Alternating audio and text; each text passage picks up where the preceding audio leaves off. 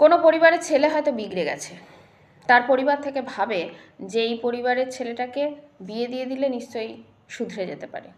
সেটা কি হতে পারে? মানে যে ছেলেটা বিগড়ে গেছে তার বাড়ির বড়রা থাকা সত্ত্বেও সে কি কখনো একটা বিয়ের জন্য শুধরে যায়? যদি শুধরে যায় তাহলে তো মেয়েটা সফল, কারণ একজনের জীবন ভালো করতে পারলো। আর যদি না শুধরায় তাহলে তো মেয়েটার জীবনটা একদম নরক হয়ে যাবে, তাই না? না তো সে কাউকে কিছু বলতে পারবে, না সেই মানে স্বামীর সাথে বেরোতে পারবে সমাজে কারোর সামনে, না কোথাও নিয়ে যেতে পারবে। পুরো জীবনটাই তো একদম খারাপ হয়ে যাবে। মানে না বেঁচে থাকা না মরে যাওয়া, এরকম মাঝামাঝি একটা পরিস্থিতি হয়ে যাবে। যদি আধুনিক মেয়ে হয়, মানে শহুরে মেয়ে হয়, তাহলে হয়তো এখনকার দিনকাল সে নাও থাকতে পারে, বেরিয়ে আসতে পারে সেই সম্পর্ক থেকে। কিন্তু বাকি জীবনটা তার কী হবে?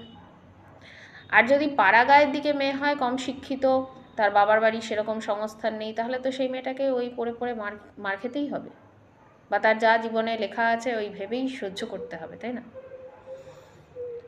তো সত্যি একটা ছেলের বিয়ে দেওয়ার আগে বা একটা মেয়ের বিয়ে দেওয়ার আগে খুব ভালো করে খোঁজ নিয়ে আমার মনে হয় দেখা দরকার।